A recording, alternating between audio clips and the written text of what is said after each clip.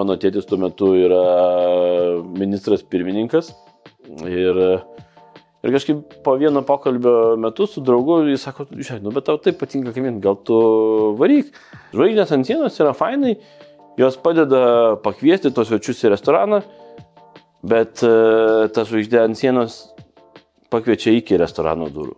Iš to restorano, kurį žino ratą žmonių, kurie mėgaujasi maistu, tu staiga tampi visiems labai įdomus ir visi labai nori tave pamatyti. Nuo to pirmo karto, kai mes pradėjome, mūsų meniu visą laiką yra, bet vienas patiekalas, kuriame yra skruzdėlės ir žmogus negali išeiti alkanas. Mano supratimu, tu negali atsistoti, išeiti ir tada, taip, Vokiečių gatvėje Hesas, Gedo prospekte Makas ir yra krūva lietuvių, kurie dirba aplinkui pasaulyje. Krūva ir dirba labai gerose restoranuose.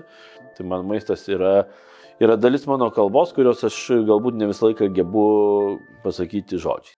Sveiki, mėly klausytojai ir žiūrovai. Vasara įsibėgėja, leidžiat laiką prie ežerų, jūrų, bet nepamirškite ir miesto ir ką veikti mieste. Šiandien tikrai jums bus puikiai idėja. Šiandien turime ypatingą svečią, bet prieš pokalbį dėkojam mūsų draugams Audiotekai už garsą, vaizdą ir studiją. Taip, tikrai dėkojame Audiotekai. Kaip jau dažnai kartuojame, tikrai nepamirškite vasarą pasinaudoti Audioteką, paklausyti knygų, kažkur būdami gamtoje ir taip toliau. Tai tikrai yra labai puikus laiko leidimo būdas, bet kol kas pabūkite su mumis.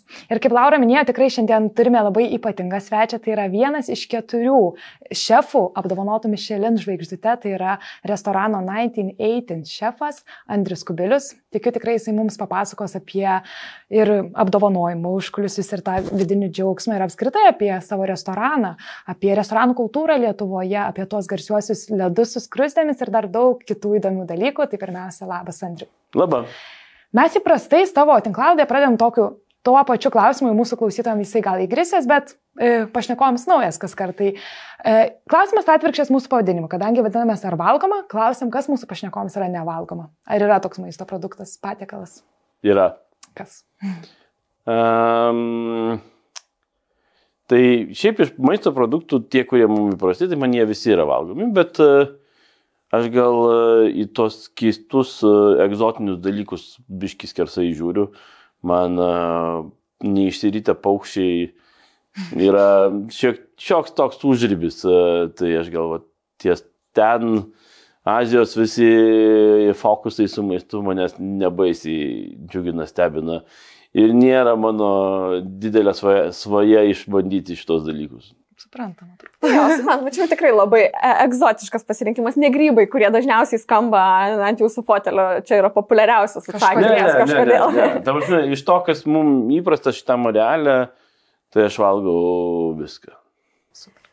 Na tai pradėjom nuo Michelin žvaigždžių, čia karščiausia tema, kol dar net vėso, pasikalbėkime apie jas, ar jau apsipratai su to dėmesiu, kuris užgriuvo tikriausiai po šio apdovanojimo? Taip. Taip, ar ne? Ar buvo tikėtas apdovanojimas? Tikėtas, kokios emocijos? Kai gaunu klausimą, ar tikėtas, tai man tikėtas žodis yra labai keistas ir netinkamas, nes tikėtis tai yra, šis laikas sakau, tu turi atsisėsti į fotelį, išskleidi rankas ir laukti tada, kad kažkas tau kažką turi daryti. Čia tas pats, kaip tu nusiperki loterijos bilietą ir tu tikėsi, kad šitas tai jau bus sėkmingas. Tai gal ne tai, kad tikėtas, bet norėtas. Ir kai tu nori, tada tu darai tam tikrus veiksmus, tu planuoji, darai, strateguoji, žiūri ir viliesi, kad galbūt tai, ką tu darei, yra tinkama ir bus įvertinta. Tai iš kitos pusės, tai nebuvo kažko, ko mes labai norėjome ir siekėme, nes mes tai norime svečių, kurie ateina į restoraną, o ne žvaigždžių ant sienos. Žvaigždės ant sienos yra fainai, jos padeda pakviesti tos svečius į restoraną, bet ta žvaigždė ant sienos pakviečia iki restorano durų. Tai, ką tu veiki restorane, nebepriklauso nuo to, ar tu turi žvaigždę ar neturi. Į tą restorano vidų dar tikrai kelsimės, bet dar grįžtant prie apdovanojimų. Tai vis tiek, kokios tos emocijos užplūdo ten sėdintoje salėje, išgirdus savo vardą? Tai reikia pripažinti, kad choreografija renginio yra puikiai ir tampyti nervus jie moka tikrai subtiliai ir gerai. išlaukia to momento ir, nu, tu vis tiek, tu sėdi ir skaičiuoji, ne, jie skelbia, kad čia bus 26 restoranai iš viso Lietuvoje. Tada tu paskaičiuoji, kad, nu, okei, ir jie pradeda skelbti pirmą aštuntuką, gerai, tai vadinasi 3 po 8, tai 24, 2 žvaigždės, daugmaž taip. Tada jie paskelbia pirmą aštuntuką, tada jie skelbia ar 10, ar kažkiek, kad tu supranti, kad tie 26 visi jau paskelbti. Nu, tai gal tada be žvaigždžių, gal jau neteko. Ir tu sėdi laukime tokiam ir įtampo, ir tu supranti, kad, nu, šito apdovanojimo įtaka visai sričiai yra didelė. Ir ypatingai pirmais metais, kai tai yra visiškai šviežias dalykas, kur visiems yra įdomu, kur visi nori pamatyti, suprasti, kas čia, už kągi čia pagaliau jums davė tas žvaigždės, tai supranti, kad ta įtaka bus didžiulė ir tu galvoji, blema, nu jeigu mes nepatenkame, tai tada bus įdomu. Tai buvo tokio didelio palengvėjimo ir kartu supratimo, kad taip kaip dirbom iki tol, šiek tiek keisis dalykai, reikės prie to priprasti. Tai buvo smagu, buvo laukta ir ne tik dėl mūsų pačių, bet iš principo dėl visos gastronomijos srities, kaip srities. Ir aš dar tą rytą kažkaip iš ryto ėjau pasivaikščioti, nes, nu, ten vis tiek, tu šiek tiek nervuojas, ne, tau rankos dreba, tu prakaituoji, tau ten šiek tiek silpna. Aš tą dieną užsiminėjau visokiais reikalais, kad nustumti tą vakarą kuo toliau. Vienu metu aš užlipau ant 3 kryžių kalno, pasižiūrėjau į Vilnių ir galvoju, blemba, nu, koks gražus tas mūsų Vilnius yra.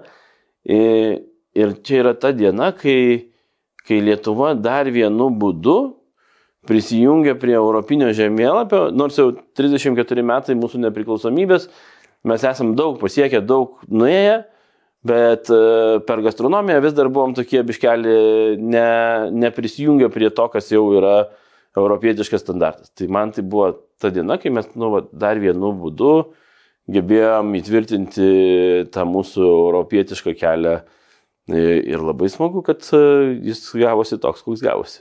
Tikrai visas džiaugsmas turbūt visai šaliai. Na ir kaip pasikeitė tas darbas, akivaizdu, kad srautai žmonių išaugo, jau rezervacijų sistemos pirmą dieną lūžo, dabar irgi, kiek žiūrėjau, neįmanoma užsirezervuoti. Ne, įmanoma yra. Jo, tai su rezervacijom ten nutiko visai fainai, mes tą vakarą nusprendėm, kad restorano neatidarysim svečiams ir pasiliksime jį tik tai savo ir savo artimiesiam bei draugam, nepriklausomai nuo to, kokie rezultatai bus.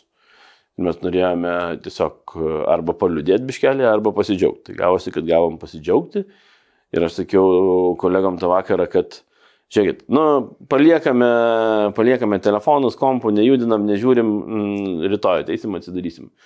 Sekančią dieną mes radom 120 rezervacijų elektroninių laiškų, 60 skambučių ir gal 20 žinučių kabėjo telefone, kur buvo parašyta būtinai, labai reikia, greitai atskambinkite, labai svarbu. Tai nu, tas iš to restorano, kurį žino ratas žmonių, kurie mėgaujasi maistu, tu staiga tampi visiems labai įdomus ir visi labai nori tave pamatyti. Tai tas yra džiugu, tas leidžia mums planuotis mūsų laiką ir mūsų resursus visus susidėti. O ar teko plėsti komandą dėl to, ar yra planuose?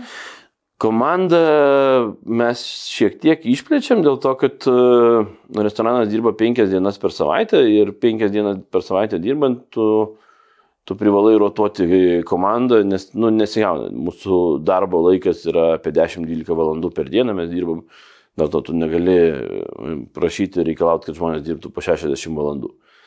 Tai mes biškai plečiamės, bet nėra kažkoks tai beprotiškas dydis, mes turim ribotą vietų skaičių per vakarą restorane, tai turim 15 stalų gal tikriausiai iš viso berods ir tos 15 stalų kiekvieną vakarą užpildom, bet mes niekad nenorime, nežinau, čia toks labai lietuviškas terminas, bet apsukti stalų antrą kartą. Tai reiškia, kad mes svečiams leidžiame mėgautis vakarų tiek, kiek jie nori, mes neturim, kad atėjo 6, tai 8, ačiū, jau sekantis turi ateiti. Tai dėl to mums nėra poreikio labai stipriai išsiplėsti, mes šiek tiek išsiplėtėm, pasikvietėm keletą kolegų iš anksčiau, kurie tokio labiau freelancinimo pagrindais pas mus ateina tais vakarais, kai mums reikia.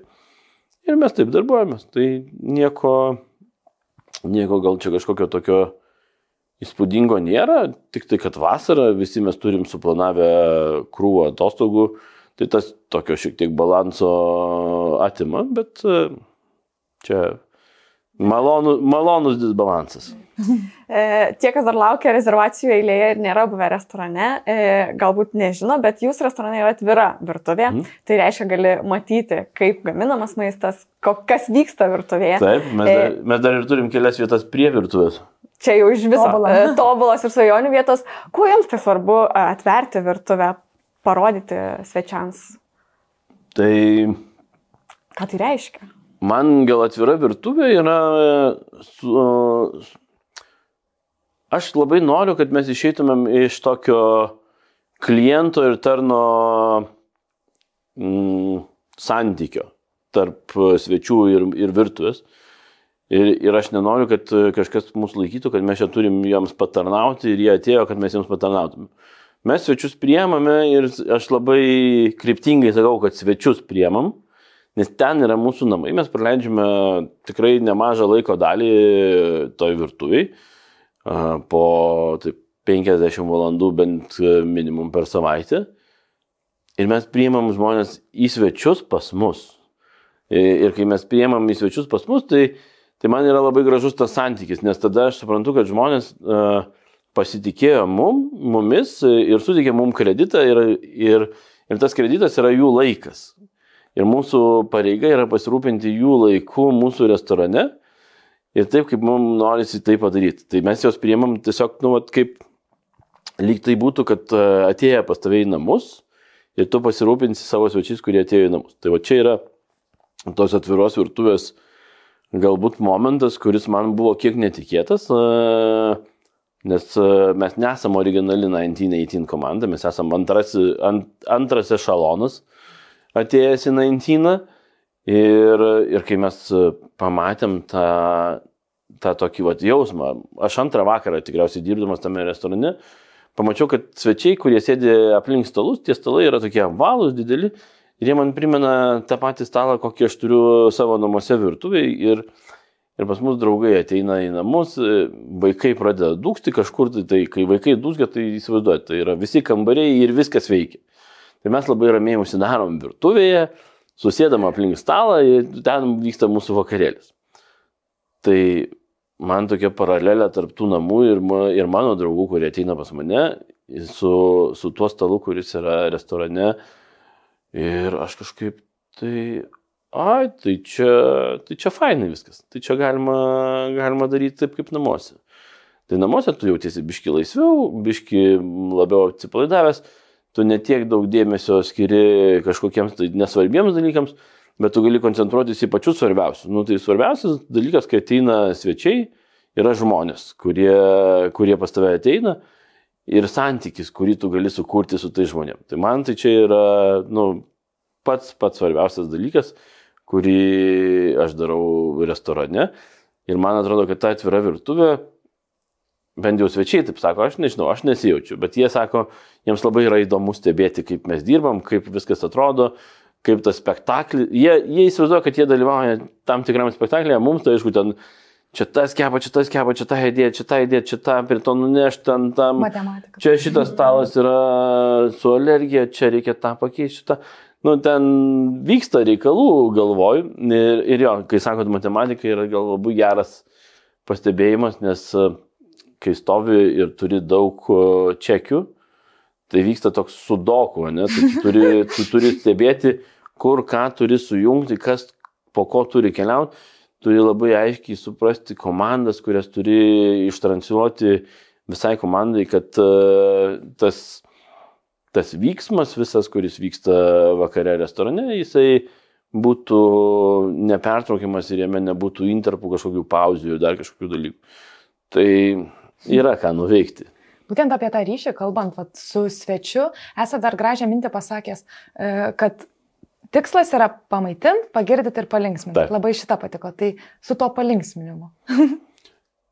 Tai gal tas palinksminti yra, jeigu tau pavyksta tai padaryti, tai yra labai gerai. Bet pirmiausia, tai tu turi, pirmiausia yra pamaitinti. Ir pamaitinti yra pamatinė užduotis bet kokio restorano. Bet kurios maitinimo įstaigos, ar tai yra kebabinė, ar tai yra Michelino vertintas restoranas, tu vis tiek privalai pamaitinti žmogų.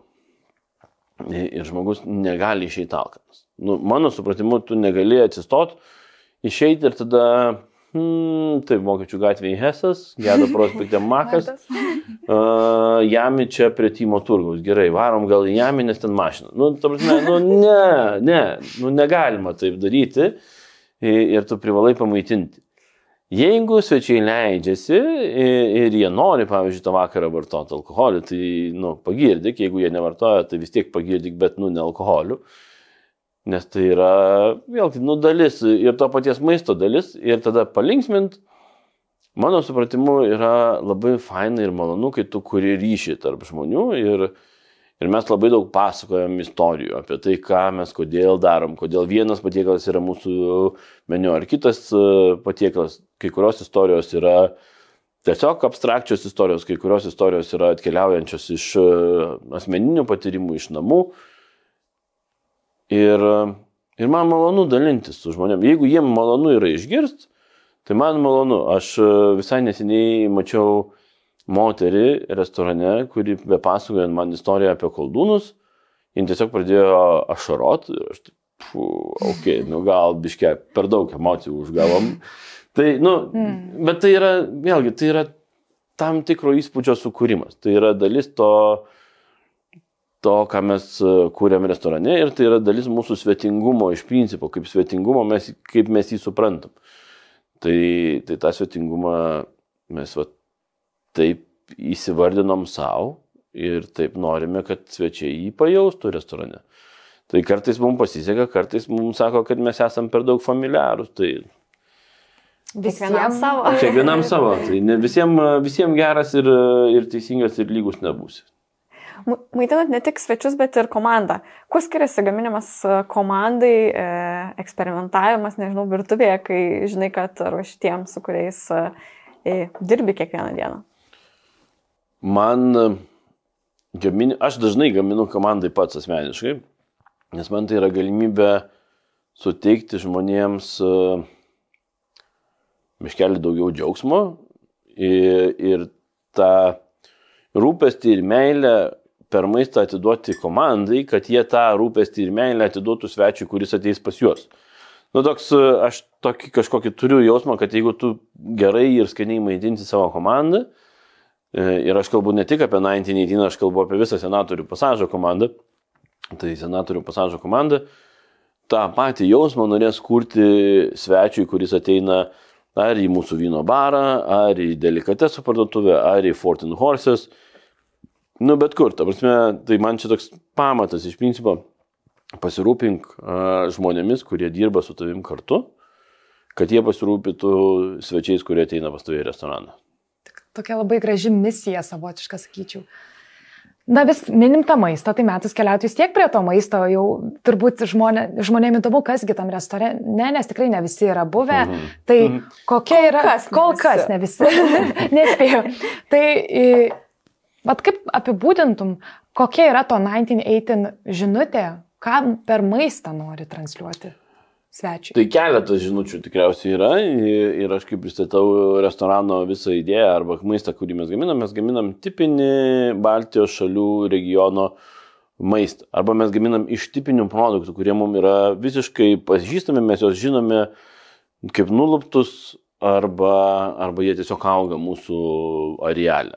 Tai man šitoje vietoje žinutė ir misija, kurią aš matau, yra tokia, kad mums reikia pradėti didžiuotis tais dalykais, kuriuos mes čia sugebam užauginti, pagaminti ir turime. Jeigu mes negalime turėti produktų iš Lietuvos, Latvijos, Estijos, Aš nematau nieko blogo keliauti aplinkui Baltijos jūrą ir kitose valstybėse ieškoti, kas turi tai kokybiškai ir gerai ir tinkamą mum į restoraną. Mes aplenkiam vieną didelę, piktą, agresyvę šalį, su kuria neturim ir nenorim turėti nieko bendro ir nenorim turėti jų produkcijos pas save restorane. Ir kažkaip dar savaitgalį labai gražiai praleidome su žmona, buvome nuvykę Kaune į Amsterdamo mokyklos muziejų. Beprotiškai gražus muziejus, beprotiškai įdomi istorija ir man Kaunas, visas tas tarpukario Kaunas yra tokia labai mistifikuota erdvė ir laikas. Ir kiekvienas įgį, kai aš lankausi Kaune ir kai man pasakoja apie dalykus, kurie vyko tenais, aš labai stipriai pajuntu, kiek daug yra iš mūsų atimta.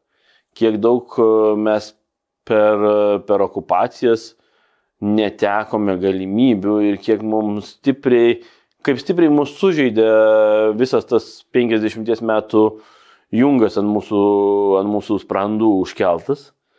Dėl to galvoju, kad man labai norisi per maistą mus gražinti ten, kur mes galėjome būti ir parodyti, kad mes turim kuo didžiuotis ir aš tokią turiu savo asmeninę misiją, kad, blembački, mums reikia vis dėlto numesti. Ir mes ten jau galvojam, kad mes labai stipriai esam pasikeitę ir mes tikrai labai labai daug pasiekėm ir mes daug nukeliavom į priekį. Bet dar yra kažkokių dalių, kur mes galvojam, kad žolė žalesnė yra pas kaimynus, o ne pas mus. Mes pačios neseniai lankėmės tos pačios serijos Art Deco muziejai, tai kaip tik irgi diskutavom apie tai, kad, kodėl... Neteisybės jausmas yra beprotiškai didelis. Labai. Ir čia, aišku, savaime noris pakalbėti apie sovietmečio įtaką ir kiek tai iš mūsų atėmė. Tai ir ką apskritai gastronomijos srityje galima priskirti tam sovietmečio atėmimui iš mūsų. Aš visą laiką linkęs ir svečiam pasakoju, kad aš biškai toliau bandau žiūrėti tą laikotarpį. Tai aš bandau suprasti nuo to trečio padalymo, kai 1795 metais padalyja valstybę ir mes atsidūrėm Rusų imperijos įtakoj.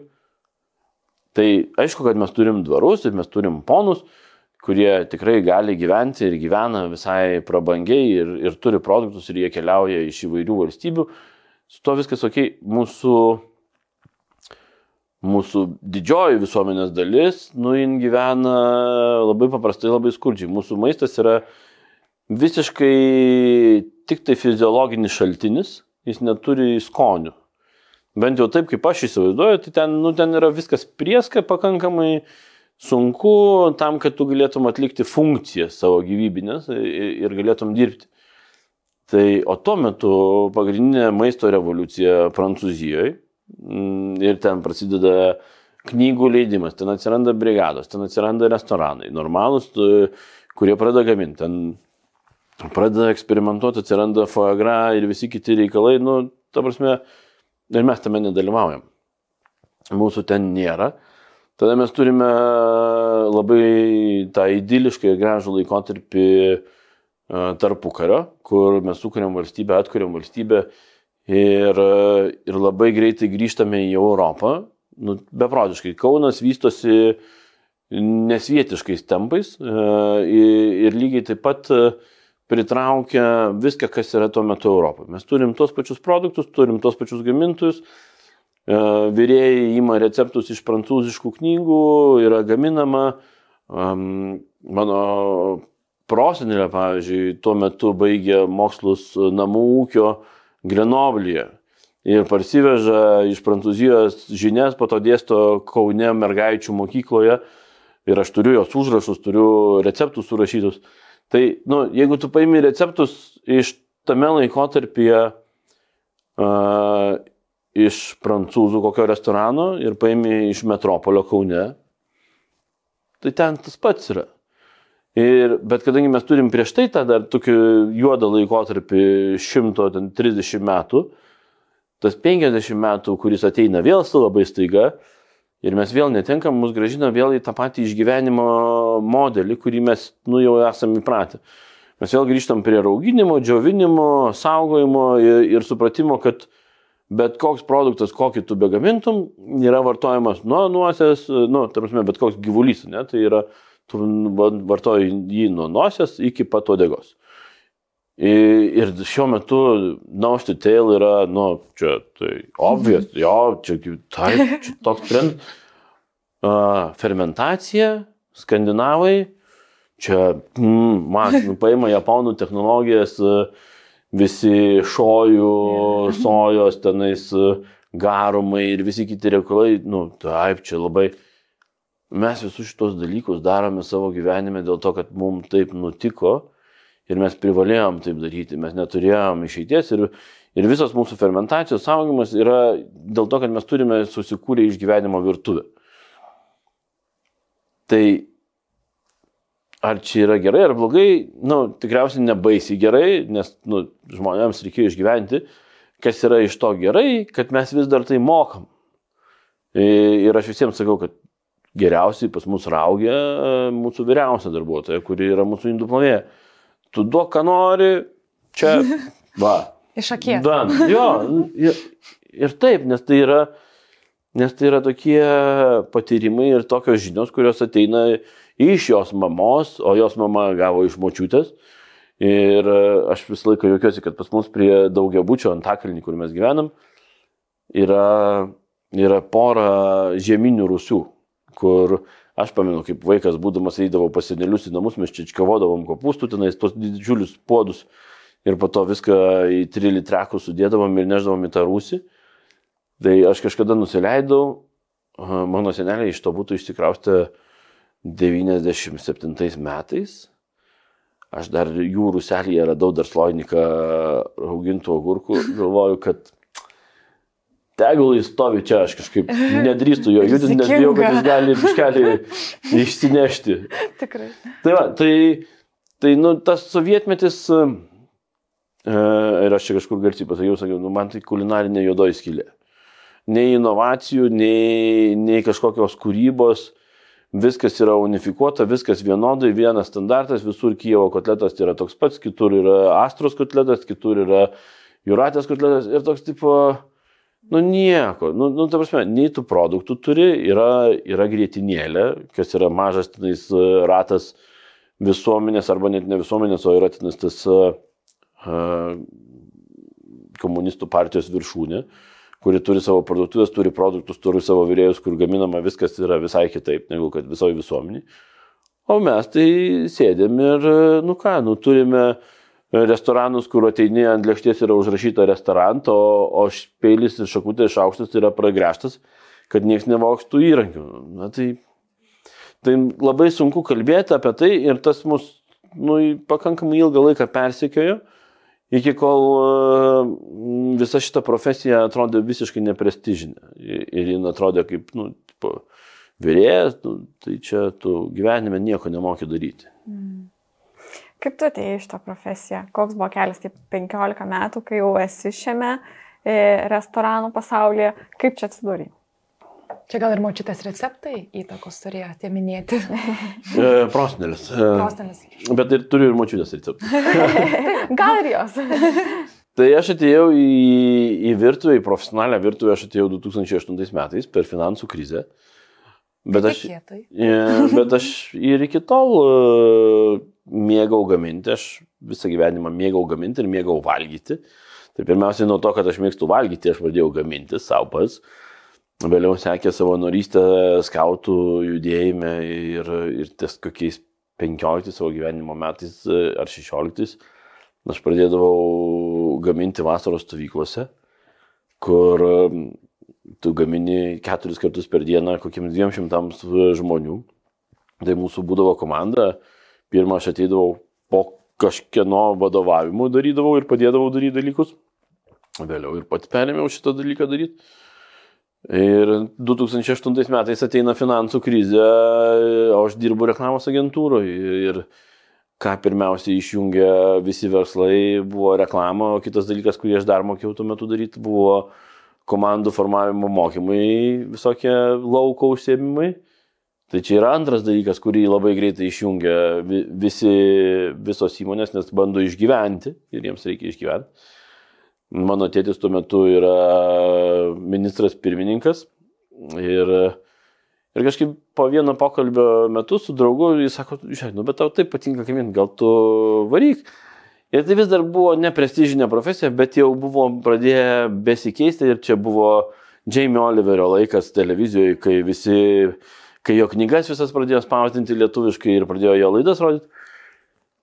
Ir aš pasižiūrėjau čia tą Oliverį, tu kažką pagal jį gaminėsi namuose ir galvoju, blema, nu čia, tipo, nu jo. Ir aš nuėjau į darbo biržą ir sakiau, galit mane nusiųst mokytis, nes aš bandžiau, aš siunčiau į restoraną, sakiau, sveiki, aš norėčiau išmokti, ten gal mane galėtumėt priimti ir visi sakė, no. Tai aš nuėjau į darbo biržą ir nuėjau į Žirmūnų darbo rengimo centrą, kad jie mane pamokytų. Ir aš tą išnaudojau, kadangi ta visa rinka neįleidžia žmonių, kurie nemoka, tai aš tą mokymąsi aš panaudojau, kaip sakiau, įkišti koją į tarpdurį ir ją laikyti tenais, kad man neužvertų tų durų. Tai aš atlikau praktiką Radisson Astorijos viešbutyje, nes tuo metu labai logiškai galvoju, ne? Tai valstybėje yra finansinė krizė, pinigų niekas neturi. Restoranai, vadinasi, irgi nėra pirmo būtinumo reikalas. Kas dar gali gyvuoti, tai gali restoranai, nes vis tiek važiuoja kažkas iš užsienio, kažkas kažkur kitur turi pinigų, tai gali sau leisti važiuoti į užsienį. Tai aš taip labai logiškai supratau, kad man reikia eiti praktikos atlikinėti į viešbutį. Tai aš likau praktiką viešbutyje, ten susipažinau su Egidijum Lapinsku ir mes tada su juo, aš paskui jį sekiau kurį laiką. Jis iškeliavo į Esperanzą, aš nuėjau dirbti pas jį į Esperanzą, jis atidarė Taimą, aš atėjau dirbti su juo į Taimą. Ten mes praleidom gal bene kokius 5 metus kartu. Ir tada jau mūsų keliai išsiskirti. Tai čia tokia mano yra pradžia restoranuose. Ir kada jau tas 1918 gyvenime atsirado? 1918 atsirado prieš 3 metus.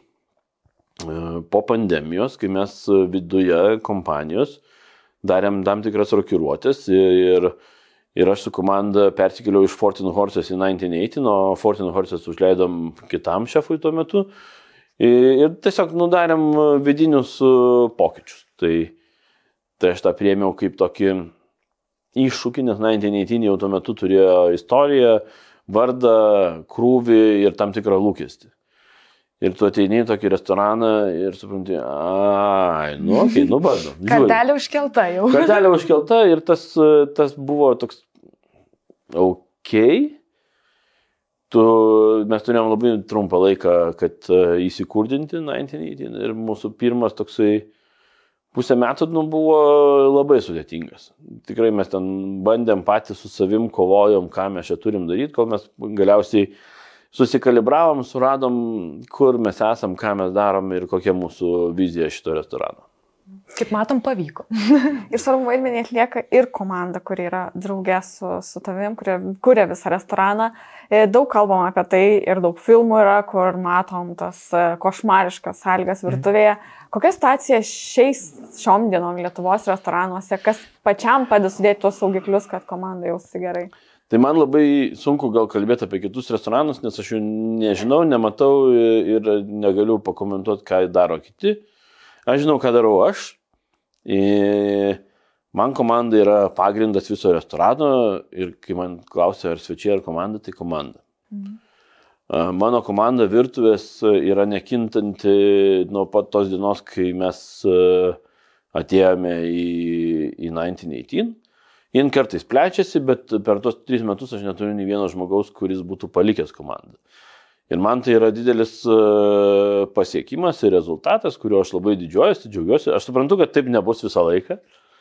Taip nutiks, bet ko aš irgi labai viliuosi, kad tie žmonės išeis ne dėl to, kad jie pavargo, nebenori ir nebegali, bet dėl to, kad juos nuheadhuntins kaip gerus savo srities profesionalus, kurie yra verti būti nuheadhuntinami. Tai čia yra mano ambicija, tikslas ir požiūris į žmonės. Aš juos labai saugau, aš juos susižiūriu, prisižiūriu, aš labai daug kreipiu į mūsų emocinę aplinką, kaip mes jaučiamės ir kas vyksta. Ir ir kaip galiu padėti ir pagelbėti, tai kažkas manęs neseniai klausė, sako, tu visą laiką toks tėtis? Sakau, jo, aš visą laiką toks tėtis, kuris, tu tos vaikus savo susirinkai į glėbį, žiūri ir stengiasi pamatyti, bet lygiai tuo pačiu metu nori duoti jiem pamokų ir išmokyti, ir kad jie toliau mokėtų, kaip eiti toliau savarankiškai, be manęs. Iš tiesų esi tėtis, 3 vaikų net. Tai ar tos šeimoje, iš tiesų šeimoje patirtis gal ir padeda su ta komanda dirbti? Ne. Ne, su vaikais yra... Kitaip. Su vaikais yra žymiai sunkiau ir žymiai sudėtingiau. Mano vaikai, aš jiems nesu autoritetas, ir aš nežinau, kad jiems yra autoritetas, ta prasme, jeigu komandai tu ateini ir mes suprantam gradacijas ir suprantam, kas, kur, kieno žodis yra lemiamas ir kas gali pasakyti, ir tu sakai, guys, dabar darysim taip, ir visi sako, ten sukanda dantis kartais, gal ne visi labai mėgaujasi, bet visi eina ir daro. Tai namuose tu sakai, tai dabar važiuojam su dviračiais. Ne. Ir man, pavyzdžiui, asmeniškai, šitie jų yra labai sudėtingi. Nes, ta prasme, taigi aš pasakiau, tai tu turi labai greitai išsijungti iš savo šefo gyvenimo ir persijungti tai, kad tau gali pasakyti ne, kad yra ok, kai pasako ne, ir kad reikia ieškoti sprendimų ir reikia ieškoti formulių, kaip su tais vaikais rasti susitarimus. Tai šitas yra smagus ir mokantis kelias, kartais nelengvas. Aš esu turėjęs ir mano dukra jauniausia tik pakartoja man tą patį klausimą, kuris mane žaidžia labai stipriai, nes jisai, ne tai, kad žaidžia, bet jis sužaidžia. Jos klausimas yra, ar tu manęs nemyli, kodėl tu tiek daug dirbi? Ir tu sėdi ir galvoji, kad blemba, aš vėl per daug dirbu.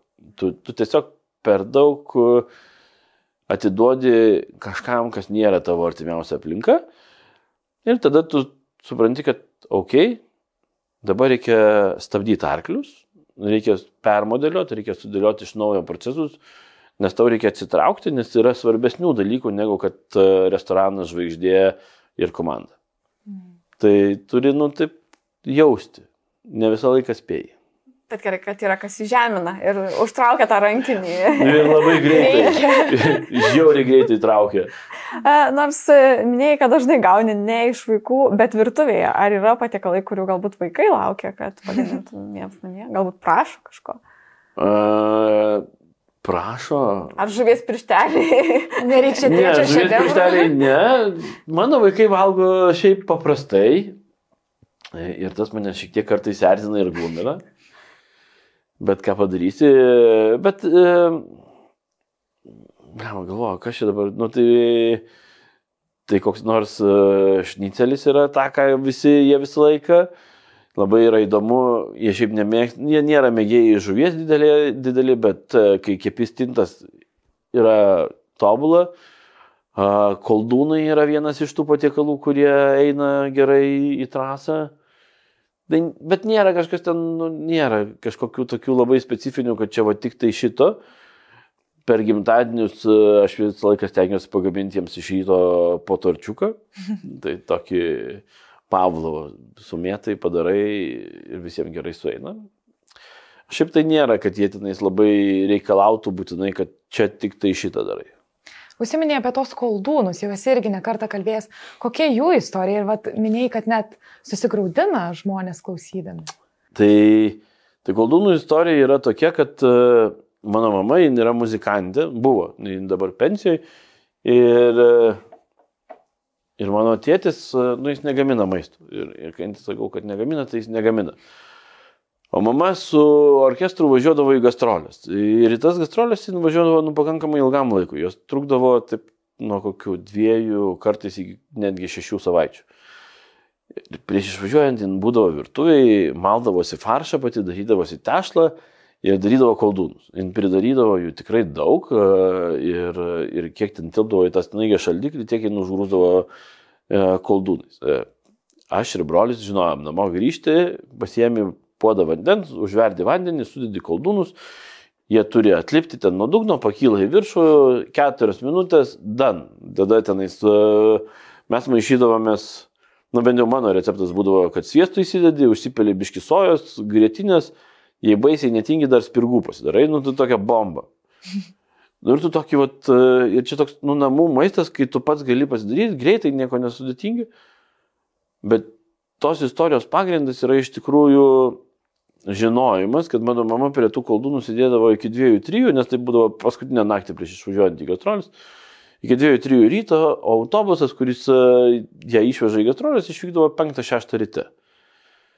Tai kai jau esi suaugęs, tada supranti, kad toks nedidelis veiksmas darant koldūnus iš tikrųjų buvo pripildytas meilės, rūpesčių ir atsidavimo kitiems žmonėms. Ir tada suvoki, kad šiaip tai turėjo būti žiauriai sudėtinga ir sunku tai daryti. Čia susikrauk daiktus, čia tu išvažiuoji, čia mažai miego, čia dar kažką. Čia po to važiuosi į tas gastrolės, sėdėsi autobuse, kuriame nei patogu, nei miegosi, nei kažką. Ir aš galvoju, o kodėl jin tai darė? O kam to reikėjo? Man po šiai dienai aš negaliu jokių kitų koldūnų nusipirkti. Tiesiog nėra nei vienų, kurie man atitiktų tobulo koldūno aprašymą, dėl to aš geriau nuvažiuoju, jeigu jau labai labai noriu, tai nuvažiuoju į parduotuvę, nusipirku mėsos, susimalu, pasidarau tešlą, turiu formą, pasidarau koldūnų, išsiverdu ir viskas. Ir tai ką mes padarėm restorane, mes panaudojom lygiai tą patį receptą. Visiškai 1:1. Beprotiškai ilgas darbas, visiškai neprotingas. Mums užtrunka per savaitę, mes koldūnėm skiriam apie kokias 8, gal 10 valandų per savaitę. Nes rankomis viską kočioji, darai, mėsas, mali. Protinga? Ne. Faina, žiauriai. Nu ir tokia yra istorija. Ir yra tokių patiekalų, kurios tu gali taip pat svečiam ir pasakoji. Tikriausiai visada skaniausias maistas tas, kuris su istorija, su kažkokia emocija ir su to mažu stebuklėliu. Tai dar vienas stebuklingas maistas jau užsiminė Evelina pradžioj pokalbio - ledai su skruzdėmis. Kas čia ir kaip gimė tokia idėja? Ir ar nebijo žmonės jų, kai atsiranda ant stalo? Tai dabar mažiau bijo. Dabar mes įgavom autoritetą, kur žmonės galvoja, kad jeigu jie duoda, tai tikriausiai taip turi būti. Prieš tai sakyčiau, kad būdavo apie kokį tarp 5 ir 7 procentų svečių, kurie sakydavo, ne, dabar duodi ir nebeklausi. Ir matai, kad, kai kurie ten dar pabijo. Aš turiu keletą istorijų, tikriausiai, kodėl jie atsirado. Tai vienas iš tokių pavyzdžių yra, kai mes su žmona nuvažiavome į Nomą papietauti. Ir vienas iš patiekalų buvo menkės galva su skruzdėlių pesto. Ta grilinta menkės galva buvo vienas geriausių jų patiekalų tame meniu. Ir tas pesto buvo tokios gaivos, tokios rūgšties, kad aš sėdėjau ir galvojau, kad čia yra tas pats kaip nuskindino medžio citrina, kai bandai įsivaizduoti, kas yra nuskindino medžio citrina, jie tiesiai pjauti ir iš karto ten visą lašą. Ir buvo wow. Kai mes atėjome į 1918 ir peržiūrėjom, kas mums yra palikta po pirmos komandos, vienas iš dalykų, tai mes tokia buvo skruzdėlės. Tai ir, mes suprantam, kad mums reikia kažkaip pasiekti tas lūkesčius, kurios yra. Nuo to pirmo karto, kai mes pradėjome, mūsų meniu visą laiką yra bent vienas patiekalas, kuriame yra skruzdėlės. Tai aš turiu ir iš vaikystės prisiminimą, kaip mes skautų stovyklose susirasdavom skruzdėlyną ir lazdyną, nusilauždavom šakelę, nusilupdavom, įmetavom į lazdyną, į skruzdėlyną. 10 minučių palauki, ištrauki ten tą šakelę, nusipurtai ir sėdi su draugeliais vidury miško, tau ten 12 metų. Visi tos pagalius susikišė į burnas. Ir žinau, bliamba, va čia tai rūgštis. Geras. Wow. Negirdėtas toks delikatas. Nesat bandžiusios? Ne. Net ne mums skautis, matyti tikriausiai. Bet skautis nebuvo tikrai. Jo. Bet geras. Jo. Tai šitas yra toksai, tai tu prisimeni tokios istorijos ir supranti, o kodėl neįtraukti, kodėl neįdėti. Tai šiek tiek šokiruoja, tai šiek tiek pagąsdina žmonės. Bet iš principo mes įdedam ne dėl to, kad mes čia norim kažką šokiruoti ar dar kažką. Mes dedam dėl skoninių savybių. Skruzdėliai yra vienas rūgščiausių man žinomų produktų, jeigu galima sakyti produktų, elementų iš gamtos, kuris yra Lietuvoje. Mes turim keletą rūgščių dalykų, turim agrastus, serbentus neprinokusius, ten svarainius, bet mes neturim citrinų, mes neturim citrusų iš viso. Ir tokia išraiškinga rūgštis yra labai labai retas dalykas. Tai mes jį naudojam dėl to, kad jis turi iš tikrųjų fainas skoninės savybės. Fainas visas elementas, ar čia tikra, ar čia jūsų konditerė padarė, okei. Nu, tipo, visi šitie yra žaidimo elementas ir tai duoda tokio žavesio, tada žmonės tave atpažįstat, nes tu tai naudoji ir tu tai išnaudoji savo tokiam žinomumui padidinti, galbūt tu šokiruoji, bet iš tikrųjų tu naudoji tai dėl to, kad tai yra skanu. Iš kur tos skruzdėlės surenkamos? Ir kaip jos po to iki stalo atkeliauja? Iš miško, kai parvežami į restoraną, padedami šaldiklį. O šaltis skruzdėlė yra natūrali aplinka. Ir jį tada vėl prisikelia. Galimai. Palikim tai patiems išbandyti svečiams. Kaip rasti skruzdžių tiekėjus, čia vienas klausimas, bet kaip apskritai susirinkti tuos tiekėjus, kurie padeda kurti tą kokybišką maistą. Tikriausiai jau turi tą ratą, bet... Tu ieškai, tu žiūri, kaip tau sekasi bendrauti, kaip tu užmėsgi. Tai yra ryšių verslas. Ir tai yra ryšių tarp restorano ir tiekėjų, ir augintojų, ir gamintojų, ir tu žiūri, kas kaip, ar čia etiškai, ar neetiškai, ar ten, nežinau, daug labai klausimų, gali skirtingam tiekėjui susirinkti skirtingas formas, bet tai lygiai taip pat yra ryšių kūrimas tarp svečių. Jie, kai ateina į restoraną, jie tarpusavyje irgi kūrė tam tikrą ryšį. Su kai kuriais mes kūrėm ryšį tarp restorano ir svečio. Yra svečių, kurie pas mus grįžta ir grįžta ir grįžta ir grįžta. Tai čia viskas apie ryšius yra. Ir tas pats ir su tiekėju. Kadangi komunikacijos žmogus, kaip jau girdėjom prieš tai, koks darbas buvo, tai galbūt viskas... Bet tas buvo beprotiškai senai. Taip. Bet minėjai, kad ne viską pavyksta gauti iš Baltijos šalių. Ką sunkiausia pas mus gauti? Yra tam tikrų apribojimų. Mes turime įstatymų apribotus dalykus. Mes, tarkime, naudojam lydekų ikrus, bet tu negali Lietuvoje gaudyti lydekų su ikrais. Tai tos atsivežam tarkime, iš Vokietijos keliauja ikrai. Tada, visokie tokios smulkmenos, bet yra dalykų, kurių mes, pavyzdžiui, negebam vis dar užauginti, arba mes ne tai, kad negebam užauginti, mes gebam užauginti, bet mes nemokame būti vientisi ir pastovus su kokybė. Ir tada šokinėja viskas. Ir kol tai šokinėja, tai tada tu ieškai, kas tau gali užtikrinti vientisumą ir tu, kad nepergyventum, kad vieną dieną mėsa yra gera, o kitą dieną yra biškelį nesigavusi. Tu nenori tokių klausimų spręsti restorane, kuris yra degustacinis, kuriame yra pakankamai nepigi vakarienė. Aš nenoriu, aš palauksiu, aš bandžiau su lietuvių augintojais ir tikrai esu radęs gerus ir bandęs ilgą laiką tam, kad mes, pavyzdžiui, mėsą įsivestumėm, aš sakiau, 6 bandymai. 6 skirtingi atvežimai mėsų, kas savaitę turi atvažiuoti ta pati dalis mėsos, kad tu kiekvieną savaitę galėtum patikrinti, ar tai iš tikrųjų skirtingos partijos turi gerą kokybę ir vienodą. Ir tu išbandai ir po 6 savaičių, kaip galbūt, pirmą vakarą paleidai ir tu matai, kaip tai grįžinėja. Ir tu supranti, kad tu ragauji ir tu supranti, kad ne, okei. Tai aš kol kas laukiu, ieškau, kažkada tai atkeliaus. Tai augintojai jau stiprėja, turim tą kultūrą stiprėja, kurios galbūt trūko ilgainiui, restoranai, kavinės, taip pat ir yra nuėjusios ilgą kelią. Ką mėgsta iš kolegų, kur galbūt valgai pajūryje, Vilniuje? Tai dažniausiai batsiuvys be batų yra. Klasika. Tai to laiko daug nėra ir tam reikia skirti laiko. Aš stebiu, aš nevalgau, bet aš stebiu žmonės, kurie ką daro ir aš žinau, kas vyksta rinkoje. Tai aš turiu ten savo favoritų arba tokių draugų, su kuriais mes bendraujame asmeniškai, ratą, kuriuos aš visą laiką, jeigu svečiai restorane klausia, kur dar, tai aš visą laiką pasakau, kur mano yra asmeninė preferencija ir kur aš pats vykčiau, bet aš dalyje nesu buvęs. Tai galima pasakyti ir mūsų žiūrovom klausytojams. Ar čia negalim?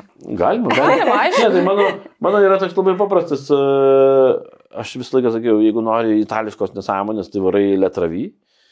Jeigu nori gero vaibo gamtos, tai keliauji į Fabrikėlį.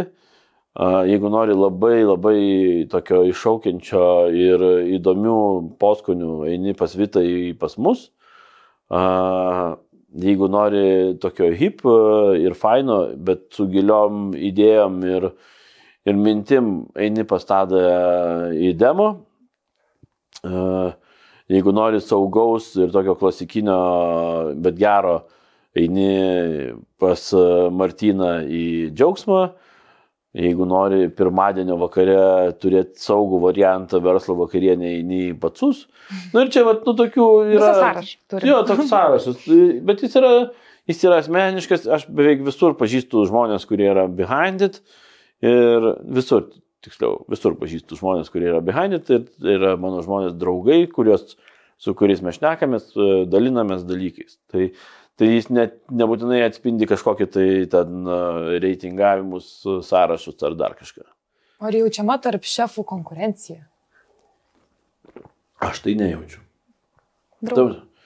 Prasme, klausimas yra, ką mes norime pasiekti, kam mums ta konkurencija reikalinga. Ar mes konkuruojam dėl to, kad mes uždirbtumėm daugiau pinigų, ar dėl to, kad mes sukurtumėm geresnę aplinką, pavyzdžiui, žmonėm, kurie dirba su mumis, ar mes norime, kad mūsų gastronomijos sritis kaip sritis būtų stipresnė.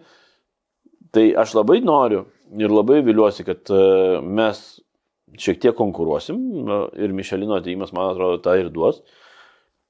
Bet Michelino atėjimas lygiai taip pat duoda augimo galimybę, nes mes pradėsim auginti šitą sritį. Ir kai mes galvojame apie tai, kad konkuruojam, tai konkuruojam kuom? Konkuruojam žiniom, idėjom ir atlikimu. Tam, kad visą tai galėtumėm padaryti, mes turim dvi kryptis, į kurias turime kreipti dėmesį. Pirmiausia, kreipiam dėmesį į produktus, kuriuos turime ir kuriuos naudojame. Ir vadinasi, kad žiūrėsim ir ieškosim geresnių produktų. Ir labai noriu tikėti, kad mes eisime į vietinės rinkas ir tenais ieškosime pirmiausia produktų, kurie atitiktų idėjas ir leistų kurti geresnį maistą, tvaresnį, saugesnį, nežinau, visokį esnį. Ne?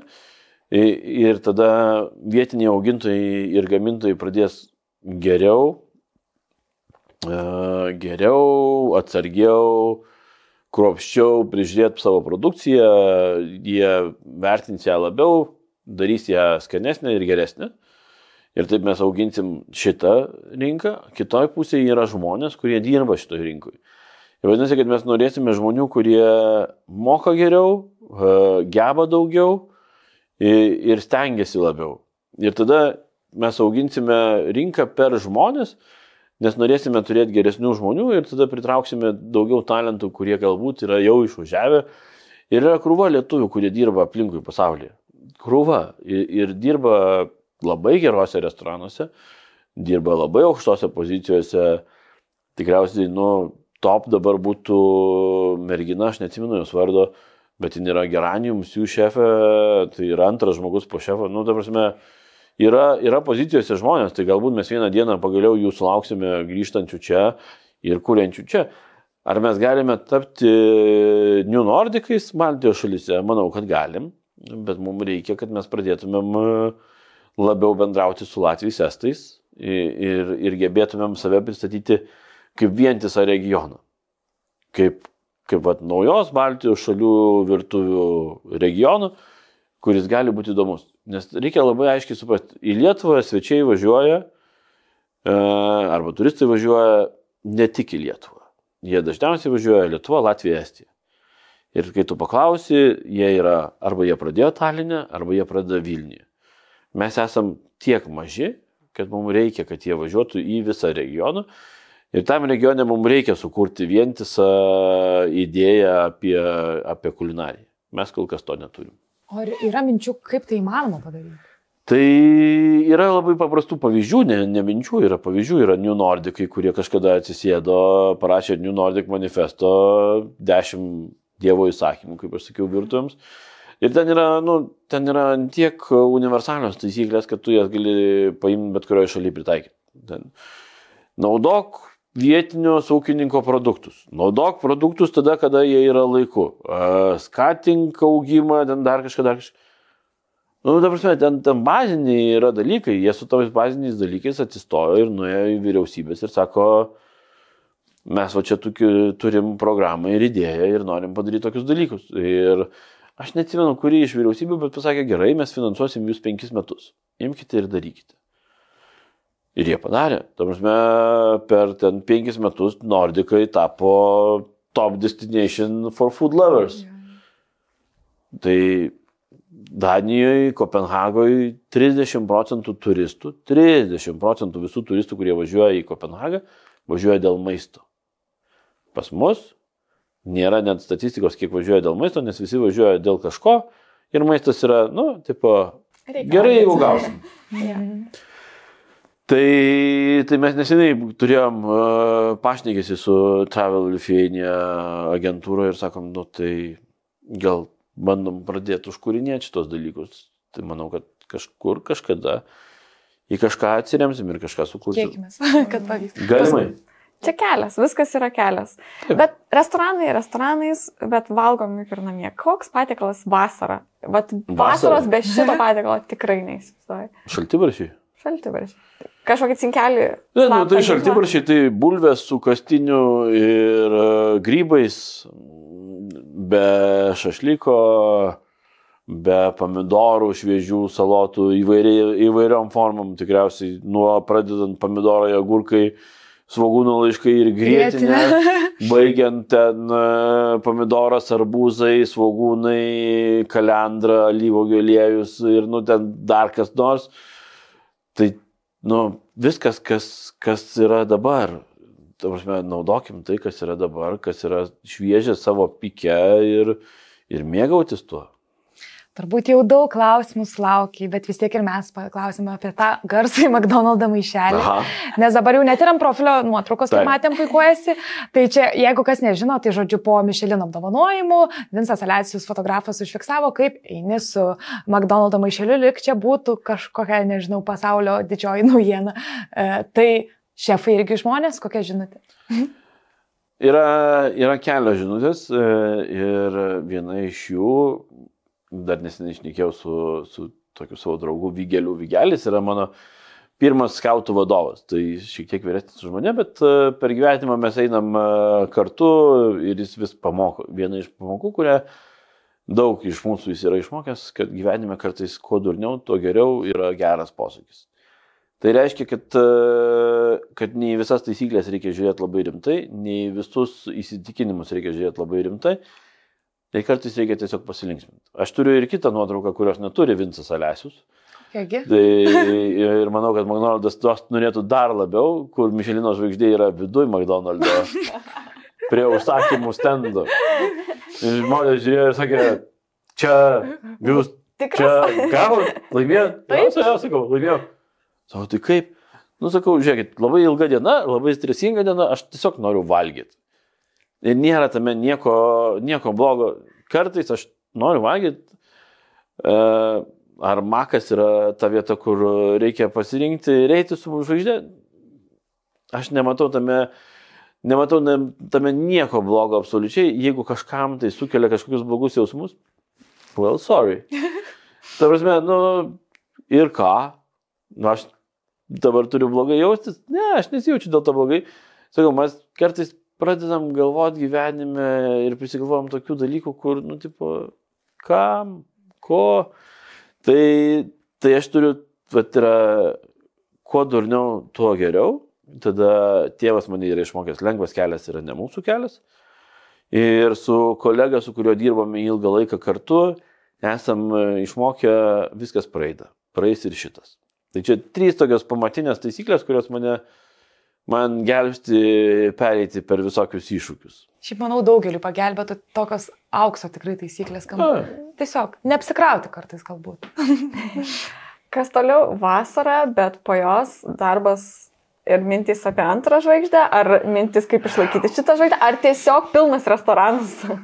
Aš tai mėgaujuosi pilnu restoranu. man pirmiausia tai yra didžiausias malonumas, man patinka tas klegesys restorano, garsas, svečiai, faini svečiai, kuriems malonu ir aš tai noriu išlaikyti pirmiausia šitą dalyką. Kaip čia mus įvertins, kas įvertins, taip įvertins. Būsim už tai dėkingi arba biškiai liūdėsim, kad mus gal įvertino prašiau, nes yra įvairūs variantai. Ne? Yra daug tų vertinimų. Yra Michelino gidas, tada beveik po savaitės iš karto išėjo Falstaffo gidas, kas irgi yra didelis laimėjimas Lietuvai, nes tai yra didžiulė rinka atveriantis, nes tai yra germanakalbių rinka visa, tai yra Austrija, Šveicarija, Vokietija. Ir tai jie mato visą šitą, tai tam reitingė mes gavom 95 taškus, kas yra aukščiausias vertinimas Lietuvoje. Šiandien rytoj skelbiami top 30, vėlgi kažkas irgi tikriausiai būsim kurioje nors pozicijai. Visi šitie dalykai yra tam, kad ateitų svečiai iki restorano. Kaip ir sakiau pradžioj, visa kita, ką mes darom restorane, priklauso tik tai nuo mūsų.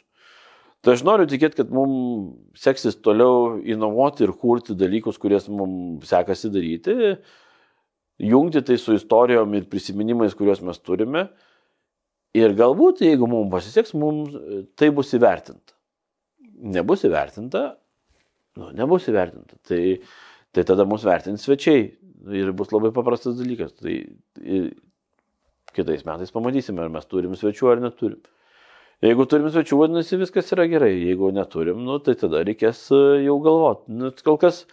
Kol kas laikas labai aiškus, yra metų perspektyva ir tu žiūri į tuos metus, nes tada vėl ten gauni įsivertinimą ir nuo to gali toliau planuoti, ką tu turi daryti. Nebus, tai nebus. Tai tada padėkosim, sakysim, ačiū labai, padarėm viską, ką galėjom, pasimėgavom metais ir einam toliau.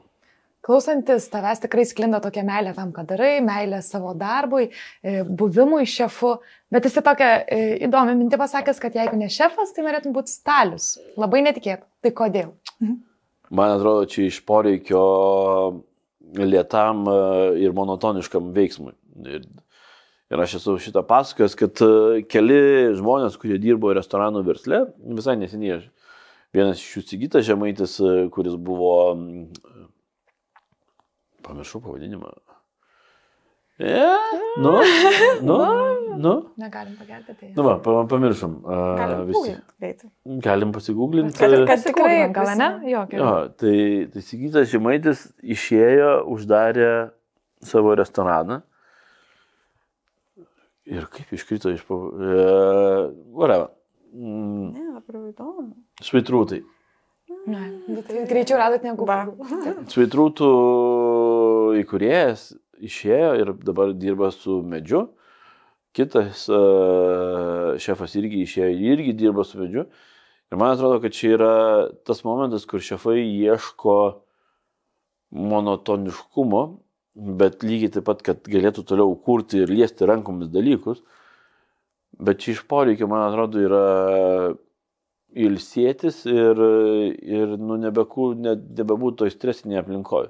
Tai mes toliau norime kurti, mes norim liesti dalykus rankomis, bet nebenorim to beprotiško varimo ir tada pradedam ieškoti tokių dalykų. Man kažkokia tokia asociacija susikūrė galvoj, nes tu kaip pagalvoji, kad tu stovi ir obliuoji ir toks tipo...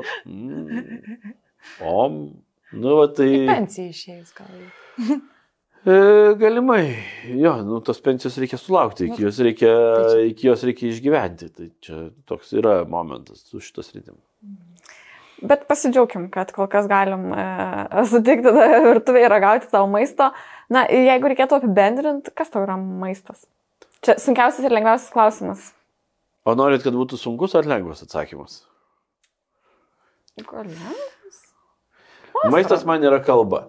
Man asmeniškai, aš per maistą galiu išreikšti emocijas ir jausmą kitiems žmonėms.